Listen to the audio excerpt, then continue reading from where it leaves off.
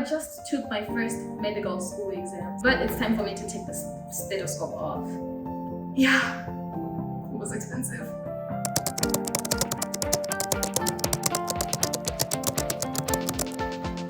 Hi guys, welcome back to my YouTube channel. As you can see, I am still in scrubs. I still have my school ID on. I still have my stethoscope on. That's because I am literally just coming from campus. Your girl just had her first medical school exam. She's about to be a doctor. Okay, time out. Time out. I still have 4 more years to go, like 1, 2, 3, 4. So I'm not about to be a doctor. I have a long way to go, but I just took my first medical school exam. So I think it deserves to be celebrated. I think it deserves to be documented, which is why I'm sitting here. But it's time for me to take the stethoscope off so that I don't have something heavy. And I'll put it here safely because it was expensive. Yeah, it was expensive. Anyways, back to why I'm here. I just took my first medical school exam. I didn't want to wait for so long before documenting this or telling you guys how it went, how I feel, what I think I would do better next time. I was like, let me just sit down and record this before it's too late. So the first medical school exam that I took here at Nova Southeastern University, Dr. Karen Patel College of Osteopathic Medicine. What a long name, but I love it here. So the first exam comprised of 2 subjects, biochemistry and anatomy, introduction to gross anatomy.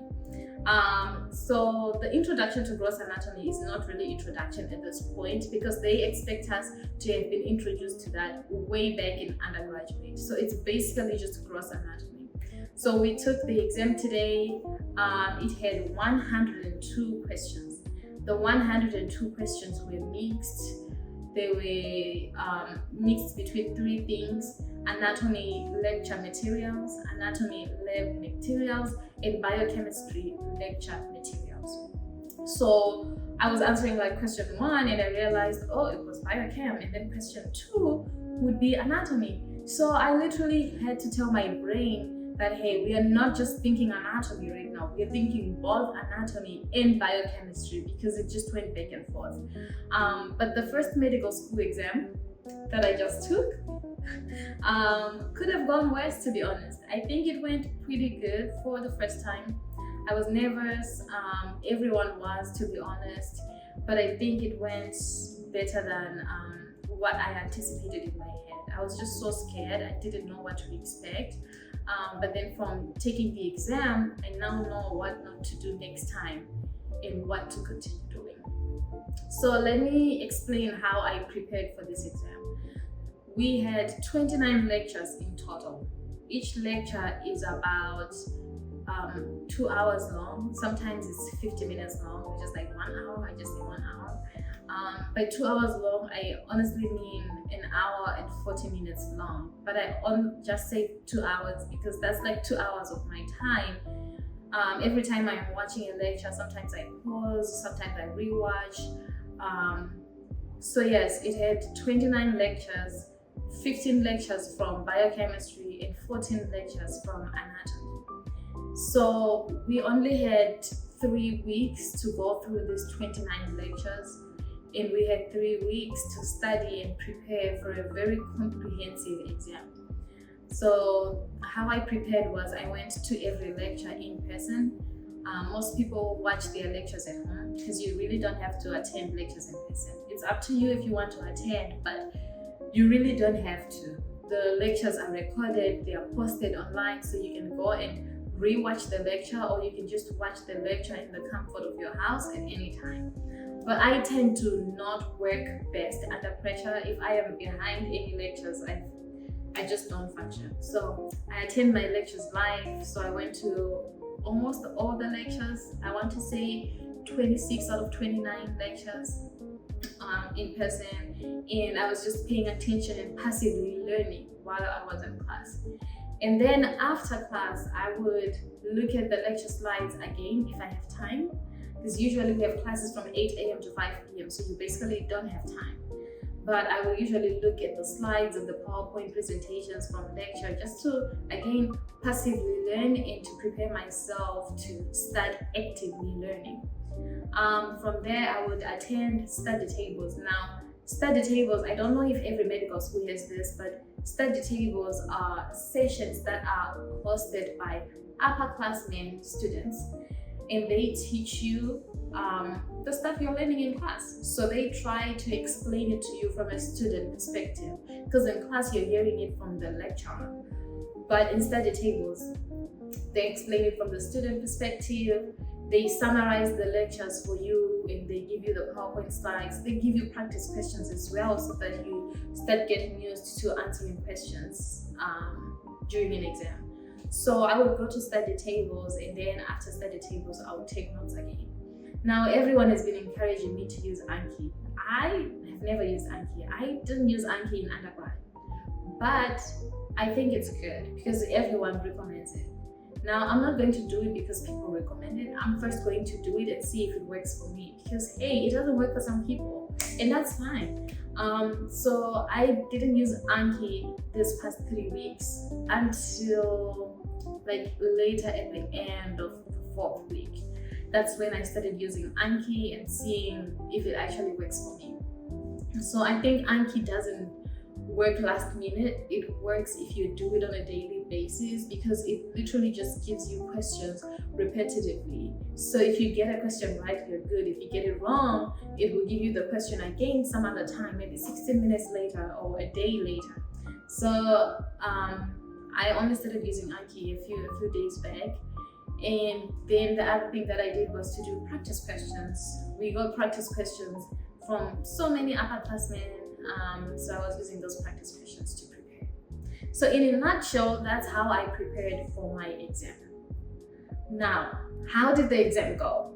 The exam started at 9 a.m. Now the room is usually freezing, it's so cold, so people had hoodies and sweatshirts and stuff to put on. But I only had my long-sleeved bodysuit inside. And so when I got to the exam room, they told me that I couldn't wear my long-sleeved bodysuit unless if it was for religious purposes, which is not the case for me. So I had to remove it. And I literally went to the exam like this, just my scrub shirt with no sweatshirt or no hoodie. So it was freezing in the exam hall. The lecture hall, it's a huge lecture hall. Everyone was just quiet. We were all just like scared, and we had our iPads on there because we take our exams on iPads. So everyone had their iPad and a pen and a blank piece of paper. So we were just sitting on there and we waited until 9 a.m. and then the exam started at 9 a.m. So the exam was 3 hours long, but I finished my exam in about an hour and 45 minutes. I went through all the questions from question 1 to question 102, and I was flagging questions that I wasn't so sure of. Once I was done, I went back to the questions that I had flagged, and then I left the exam hall, because if I go back to questions and reread the questions and the answers over and over again, I end up confusing myself and I end up changing the right answer. So I was like, Back when I was in high school, I used to say, Muhammad is about to make me pick the wrong answer. So, no. To those who know what that means. So I actually went and I prayed and I was like, God, I'm going back to every question one time. Please allow me to pick the right answer and to leave the correct answer picked. I don't want to change it. So I went one time to the flagged questions and I was done, and then I left the exam room. So when I left the exam room, I started talking to my friends. Everyone was outside and we were all like, hey, this could have been worse. It went pretty good. But I had questions in my head, like I had specific questions that I wanted to go check in my notes to see if I got them right or wrong, because some of them were so confusing. And so I went and started double checking. until I told myself to stop, because I did get some of them wrong, but I got most of them right, so that makes me feel good. But hey, I won't know until the grade is here. So when the grade is here, I'm going to open it on camera, okay, and you guys can see how I did. But let's talk about things that I would change after this exam, and hopefully this helps someone who is just studying medical school, or who is really wondering how medical school is, and like the difference between medical school and undergrad, and how best you should prepare yourself to be taking exams in med school. So I think one thing that I will change is I will start using Anki more, because Anki helps you with actively learning stuff, so it allows you to repetitively see stuff and it just sticks in your head. But I'm not going to be using it before studying. I will study first and understand the concepts, and then use Anki more. The other thing is, I think I'm going to try my best to do practice questions more often. I don't want to wait until the end of 29 lectures to do hundreds of practice questions. I want to do practice questions, after every lecture, or after every 1 or 2 lectures, and do practice questions. The other thing is, I learn by writing and reading. If you have taken the VSAR, I think that's what it's called, the VSAR, Visual, Auditory, I'm forgetting the S, but the R is reading, right? I think that's it. Is it VSAR? I'm forgetting guys, but there's like this test online that you can take to see what type of learner you are. Some people are kinesthetic learners. There has to be a K on there, okay. Some people are kinesthetic learners, some people are read and write, some people are visual learners, some people are auditory learners. I am a read and write, so if I read and write something, it's gonna stick. So I tried to rewrite the notes from the PowerPoint, but I just didn't have enough time. I would start rewriting notes from lecture 3 that I did yesterday. By the time I get to the next day, I'm already in class for lecture 4 and 5. And so when I come out of class for lecture 4 and 5, instead of me writing notes for lecture 4 and 5, I go back to 3 and I start writing lecture notes for 3. And by the time I get to the next day, I'm already in lecture 6 and 7. So that means I'm behind. Like, instead of writing notes for lecture 7, I'm literally still writing notes for lecture 3. So it was not working for me, so I stopped that. And so I started just using the condensed version of notes that we get from study tables. Again, those are upperclassmen that will condense our notes for us. I don't know if they're paid to do that, but I think they are. So they condense the notes and the slides for us and then give it to us. So why do the work if it's already been done for you? So I stopped rewriting my notes. I just started editing the notes that I got from my upperclassmen, and making sure that everything is in the PowerPoint lectures from class. So that's one thing that I am going to continue doing. I think it worked for me pretty well. I'll continue doing that. Secondly, I wish I had used more of my time in anatomy lab to use Complete Anatomy, which is like a 3D online software that you can use to rotate the human skeleton, the body, the muscles. You can look at them, you can visualize them in 3D, rotate them, and see where things are. So I wish I had done that more often, because I literally just relied on just using the pictures that were in the notes. I never had time to visualize the muscles of the human body on a 3D, on a 3D app that actually shows you what it looks like in real life. So I'm going to start doing that in the next exam. So if you have that at your medical school, please use those online resources. They are there to help you. We'll be going to the cadaver lab this weekend, so that will hopefully help me out.